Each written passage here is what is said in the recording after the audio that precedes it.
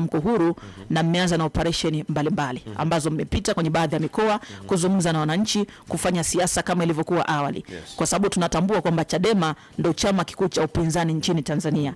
Inawezekana kuna wengine wapo, lakini nyinyi ndio mnaonekana sana katika sura za Watanzania na mpo katika mioyo ya Watanzania. Ni kwa namna gani mmeteka hisia za Watanzania? Nini ambacho kimewasaidia mpaka sasa kuto kukauka kwenye midomo ya Watanzania? Kwanza ni kuweka sahihi hapo. Chadema ni chama kikuu cha siasa, sio chama kikuu cha upinzani. Okay. Sisi hatuna mpinzani. Ndio. Okay. Ukiweka vyama vingine vyote including CCM. Okay. Ukiondoa oksijeni yake ambayo ni vyombo vya dola, polisi, usalama wa taifa, hawana uwezo wa kushindana na sisi. Ndio. Kabisa, completely. And everybody knows, kila mtu anajua. Ndio. Kwa hiyo tumepitia magumu, ni kweli, na hasa baada ya uongozi mpya wa chama kuchaguliwa. Ndio. Mwenyekiti wetu Tundu Lissu na mimi tulipochaguliwa, tumepitia magumu. Tarehe 9 mwezi wa 4 mwaka jana, mwenyekiti wetu alikamatwa na mpaka sasa yuko ndani. Kwa hiyo ni mwaka mmoja na miezi miwili kamili akiwa gerezani Ukonga, kwa kesi ambayo sisi tunaamini ni kesi ya uongo. Okay. Lakini pili, chama chetu kilifungiwa kwa siku 309. Ndio. Na tumepitia mengi, watu wetu kupigwa, maumivu mengi, lakini unavyosema kwa nini hatukauki kwenye mioyo ya Watanzania na sauti zao? Kwa sababu we are the only hope. Sisi ndio matumaini yao. Chama hiki ndio chama ambacho kinazungumza kuhusu maisha ya watu. Ndio chama kinachozungumza kuhusu hali ya uchumi wa wananchi. Ndio chama kinachozungumza kuhusu katiba mpya ambayo itaenda kuanzisha mwanzo mpya wa maisha ya watu. Okay. Ndio maana tunazunguka kuzungumza kuhusu katiba, na tunaeleza ubovu wa katiba ya mwaka 77 na nini tunachokusudia kupeleka kwa wananchi ili tubadilishe hii katiba. Kwa hiyo hata sasa tunapozungumza agenda ya Free Tundu Lissu na katiba mpya, tunazungumza maisha ya watu kwa kila nyanja. Kwa ndio maana huwezi kuitenganisha Chadema na wananchi. Tumeanzia kusini, mkutano wa mwanzo tulifanya na Chingwea ambao ni mkoa wa Lindi, full packed. Tukaja Masasi, then Songea. Kutoka Songea tukafanya Njombe, Makambako, then tukafanya Mbarali, Ubaruku, na njiani. Baadaye tukafanya Mbeya mjini. Tukafanya jana tulikuwa Mroo na Tunduma, na leo tutafanya mkutano Mpanda. Na kupitia nyie niwaambie wananchi, hatujairuka Sumbawanga mjini ya coming. Baada ya retreat tutarudi hapa. Tutakuja kuzungumza na wananchi hapa. We are going everywhere, kila jimbo, kila wilaya tutaenda. Na hoja zetu ni mbili. Free Tundu Lissu na katiba mpya. Yes, ndio agenda tulizonazo. Na mmekuwa na operation kadhaa ambazo mnafanya ndani ya Chadema. Pengine hii sasa hivi mnahisi itafanikiwa hiyo operation ya Free Tundu Lissu pamoja na katiba mpya? Yes, kwa sababu nataka nijieleze kidogo hapa. Ndio. Wananchi wa nchi hii tangu mwaka 1991, ndio, miaka 35 iliyopita, maoni yao yalichukuliwa na tume ya Jaji Nyalali iliyoundwa na rais wa wakati ule Ali Hassan Mwinyi, kuzunguka nchi nzima na kukusanya maoni kuhusu kuanzishwa kwa vyama vingi na demokrasia ya vyama vingi. Jaji Nyalali akaenda kila kona ya nchi hii, akasema wananchi 20% ndio walikuwa wanataka vyama vingi, 80%. Of course you can understand, ni watu waliokuwa wameishi kwenye mfumo wa chama kimoja muda mrefu. Watu wengi walikuwa ni wana CCM, kwamba 80% hawakutaka. Lakini akapendekeza kwamba mfumo wa vyama vingi uanzishwe. Na kwa wakati ule CCM wakagomea kuanzisha mfumo wa vyama vingi. Lakini alikuja pia na mapendekezo ya mabadiliko ya katiba, iandikwe katiba mpya, sheria mpya ya ku-accommodate sasa vyama vingi. Ndio. Akapendekeza sheria 40 ambazo zilikuwa ni sheria za kikoloni. Mind you, kuna sheria nchi hii za mwaka 1920. Hizo ni sheria zilizoandikwa na wakoloni. Tumepata uhuru mwaka 61. Kwa hiyo wakoloni walitunga sheria kwa kujifeva wao, kwa sababu wakoloni walikuwa hawaamini kwamba sisi watu weusi ni binadamu. Kwa walitunga sheria mbaya za kukandamiza mtu mweusi, na CCM wakazirithi TANU, then CCM baadaye ilipoundwa CCM. Kwa akapendekeza sheria 40 ziondoke, katiba mpya andikwe na vyama vingi vya siasa vianzishwe. CCM wakabisha. Kikao chao cha neki kikataa. Mwalimu Nyerere akawaambia, ndio, msipoanzisha vyama vingi sasa watu watavidai kwa nguvu. Kama Kenya ambavyo walikuja kudai vyama vingi mwaka 92. Kwa ni vyema mkaanzisha vyama vingi. Wakaanzisha, wakakubali kwa shingo upande kuanzisha vyama vingi vya kisiasa. Lakini katika mazingira ambayo bado sheria zinazo govern hivyo vyama zimebaki kuwa za chama kimoja. Katiba inayo govern uendeshaji wa vyama imebaki kuwa katiba ya chama kimoja. Sasa hii katiba ina mapungufu makubwa mno, makubwa kwa kiwango ambacho ni non-repairable, yani haiwezi kurekebishika, huwezi tena kuiwekea viraka. Na mind you, wakati tunaanzisha vyama vingi waliingiza humu Bill of Rights, wakaondoa baadhi ya vipengele wakaweka vipengele vichache. Okay. Yani cosmetic change. Yani kama wewe ni mtu mweusi alafu unajipaka Carolite kwa kina mama unakuwa mweupe kidogo, lakini wewe ni mweusi tu. Yani that is cosmetic change. Okay. Walifanya cosmetic change kwenye katiba ambayo sasa haiendani na wakati wa sasa. Mathalan, hii katiba inaanzisha vyombo vitatu. Inaanzisha bunge. Bunge ndo chombo supreme cha wananchi. Ndio chombo namba 1 cha wananchi. Ndio kinachopaswa kulinda maslahi ya wananchi. Na bunge lina kazi 3 kubwa. Moja ni kutunga sheria. Kwa hiyo bunge tunaweza kusema ni mkutano mkuu wa wananchi. Yaani baada ya wananchi wote wa Sumbawanga, wa Tarime, wa Mbeya, wa Mtwara, twende tukajiwakilishe bungeni, tujitungie sheria, tuangalie kodi zetu tunazochajiwa zinavyotumika, tudai mapungufu tulionayo, kama mtaro haufanyi kazi vizuri, tukajiwakilishe. Kama huna maji useme hatuna maji. Hakuna ukumbi wa kututosha kukaa. Kwa tunateua mtu mmoja kwa niaba yetu, ndio mbunge. Kwa mbunge ni sauti ya wananchi ya moja kwa moja. Kazi zake alizopewa ni 3 tu. Hizi nyingine ni mbwembwe. Kazi ya kuleta maendeleo sio ya mbunge. It's not. Kazi ya mbunge, 1 ni kutunga sheria, 2 ni kupitisha budget ya serikali, okay, 3 ni kusimamia na kuwajibisha serikali. Ndio kazi za mbunge. Sasa chombo cha pili ni serikali yenyewe. Kazi ya serikali ni nini? Kukusanya kodi, kuunda vyombo vya kiulinzi na kiusalama, hizi wanaziita state apparatus, kuunda hivyo vyombo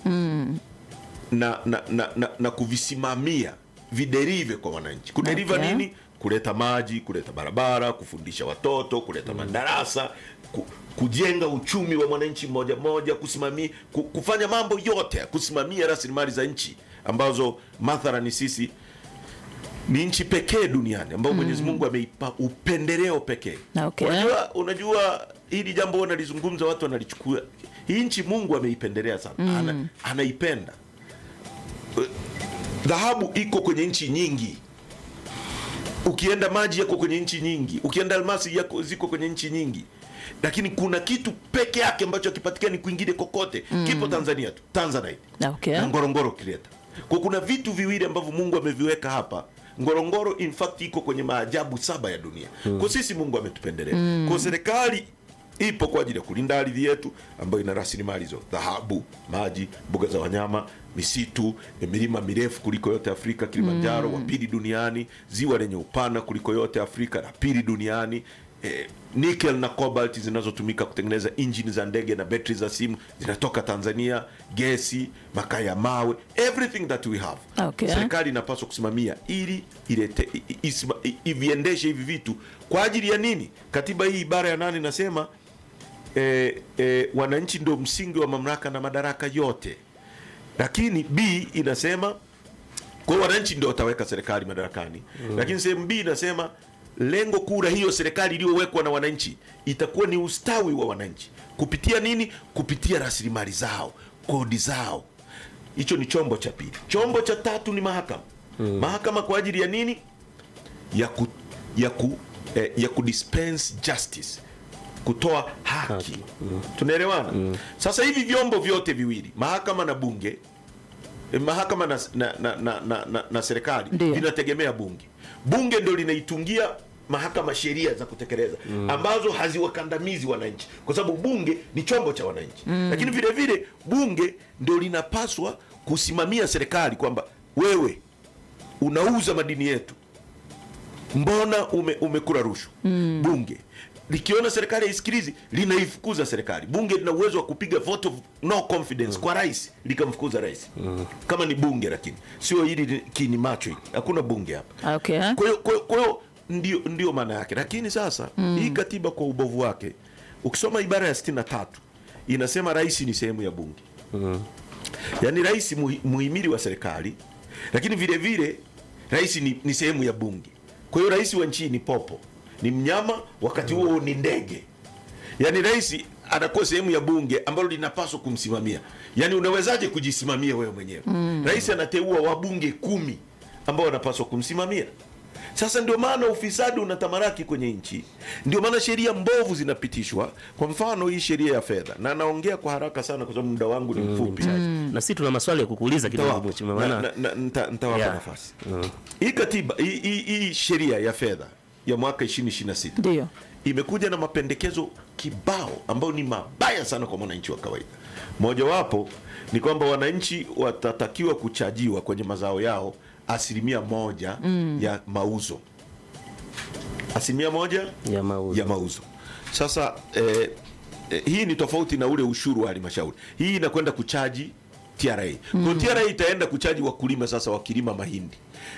Na kwenye nchi zilizoendelea, serikali ambazo zinataka kuendeleza watu, huwezi kuchaji kodi kwenye mtaji. Get me right? Mkulima anapoenda kulima, kuna shamba, ndio labda amekodi, kuna kulima analipa trekta, sio? Ndio Inamlimia. Labda ana kodi shamba 1,000,000, trekta 500,000, mbegu 200,000, mbolea 500,000, kupalilia labda 200,000, kuvuna si ngapi, kupura, hiyo yote ni mtaji. Hapo hakuna faida. Kwa hiyo unaweza kukuta mtu ametumia 10,000,000 kwenye kulima. Sasa kama ni serikali yenye akili, ukitaka kuchukua kodi, kitu ambacho actually hakitakiwi kwa rasilimali tulizo nazo, unaendaje kuchukua kodi kwa mkulima? Au amelima nyanya, ametumia 5,000,000. Sasa unachofanya ni nini? Unamsubiri auze.